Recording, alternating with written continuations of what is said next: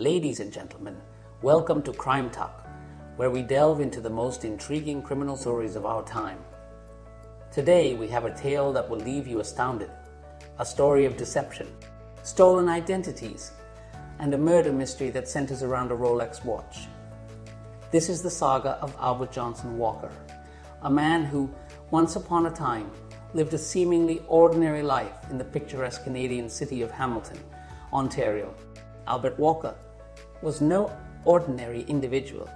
He was a well-educated man who had successfully built a financial company in Canada. Life appeared to be smiling upon him with a thriving business and a loving family. However, he was found guilty of cheating his clients, leaving behind staggering losses amounting to a jaw, dropping $3.02 million used. This marked the beginning of a shocking descent into the world of crime. Facing a staggering 420 cases of fraud, Albert knew he was on borrowed time. Rather than facing the consequences of his actions, he made a drastic decision to flee Canada. Leaving behind his wife and 2 daughters, he embarked on a journey to Europe with his eldest daughter, Sheena. It was here, in the heart of Europe, that he would reinvent himself under a new identity. No longer Albert Walker, he became David Davis, a man on the run from Canadian authorities. He rented a house in Harrogate, England, under his new name, and thus began his new life built upon a foundation of deception. To avoid raising suspicion, he instructed Sheena to pose as his wife, believing this would protect them from accusations of his criminal activities. David Davis, as he now called himself, couldn't hide forever. Interpol was relentlessly pursuing him, and news of his escapades had reached Canada. The walls were closing in, and Davis felt the heat of law enforcement on his trail.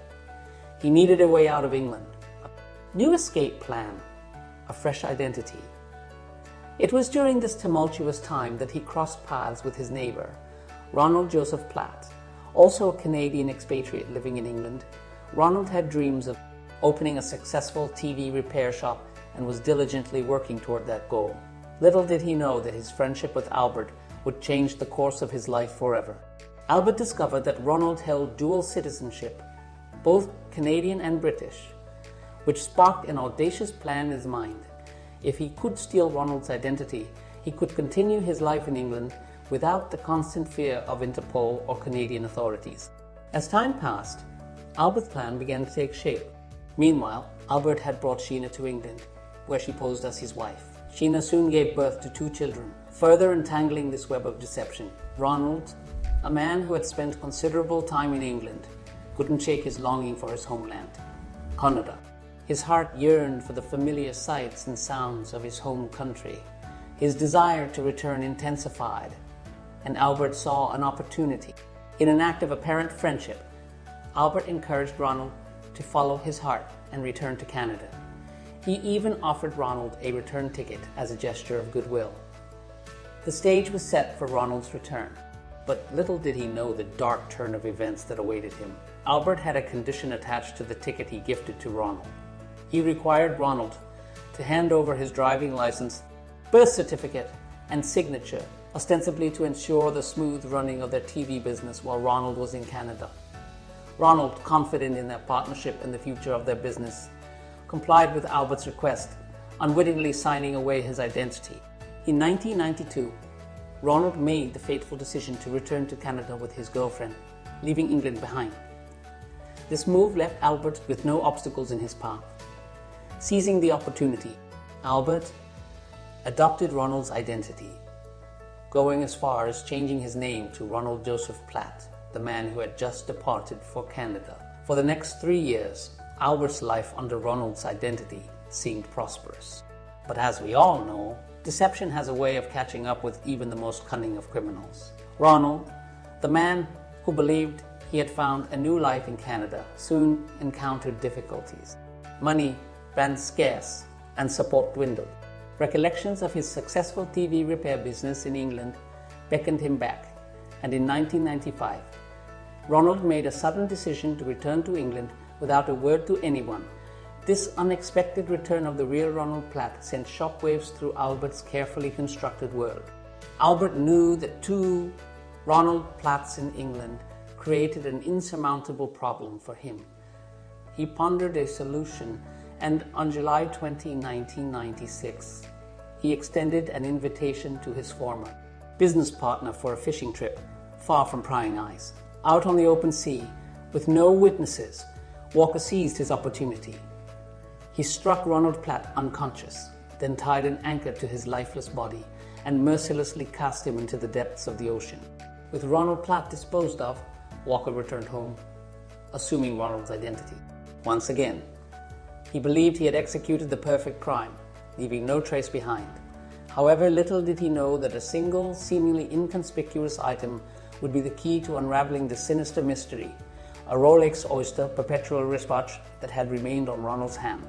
When Ronald's badly decomposed body was discovered by fishermen 2 weeks later, it was nearly unrecognizable. Save for the Rolex watch, the police, noticing the expensive timepiece, suspected that the victim had been a man of means. This Rolex watch would become the linchpin in solving the perplexing murder. In the mid-90s, this unidentified body, with no discernible features, presented a baffling challenge to the investigators. They lacked information about when he had died, or even when he had been murdered. However, the post-mortem examination revealed the grim truth. Ronald had been strangled to death. But this wasn't just any Rolex watch. It possessed a unique feature. If left inactive for 2 days, it would automatically shut down, preserving the calendar, time, and the last moment it had been active. The seemingly ordinary timepiece held the potential to crack the case wide open, providing the investigators with a crucial piece of.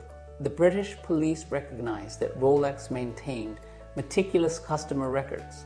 They saw an opportunity to unearth the truth and sent the watch, along with its serial number, to Rolex. The revelation that followed was nothing short of astounding. The customer's name was Ronald Joseph Platt. The identity of the victim was finally uncovered. This discovery marked a turning point in the investigation. Armed with the watch's data, the police determined the time of Ronald's death with astonishing precision. July 20, 1996, on the exact evening when he had gone fishing with Albert Walker. The Rolex watch, with its meticulous record-keeping, had delivered a critical clue. But the drama didn't end there. The British police were stunned to learn that Interpol had been searching for Albert Walker. They stumbled upon Walker's mobile phone number on a reference letter Ronald had provided to a letting agent company. Walker voluntarily went to the police station, maintaining the guise of David Davis. But when officers visited his residence, he was nowhere to be found. A neighbor informed them that the man next door was not David Davis, but Ronald Platt, who also had a yacht in Devon. On October 31, 1997, the police made a pivotal move and arrested Walker on suspicion of the murder of Ronald Joseph Platt. What they uncovered next was astounding. Sheena, Albert's eldest daughter, was caught red-handed stuffing gold bars into a diaper bag. It appeared that Walker had been accumulating wealth, possibly as a means to escape. Justice. In the preceding month alone, Walker had purchased over $67,000 in gold bullion. The investigation hinted at the possibility of approximately $750,000 in gold bullion that remained unrecovered, but Walker remained tight-lipped about the extent of his hidden wealth. After a trial, in 1998, Walker was sentenced to life imprisonment, his crimes too heinous to go unpunished, while bankruptcy trustees managed to recover around $500,000 of the embezzle. Money by 2000, the exact extent of his theft and subsequent losses in failed business ventures remained a mystery. Sheena and her children were eventually allowed to return to Canada, leaving behind the shadows of their past in England. A landmark agreement signed in June 2004 between British and Canadian. Authorities paved the way for Walker's extradition back to Canada. In February 2005, after nearly 7 years in British prisons, Albert Walker was returned to Canada to face the 37 outstanding fraud and theft charges against him. Despite the passage of time, the true identity of the father of Sheena's children has remained shrouded in secrecy. Albert Walker, a man whose story is so enthralling that it earned him the moniker the Rolex Killer, now resides behind bars in British Columbia. His journey, a tale of deception and crime, continues to captivate the imaginations of people around the world. It's a story that underscores the enduring power of truth and justice, even in the face of the most elaborate of deceptions, and all of it ignited by a single Rolex watch left ticking in the depths of the sea.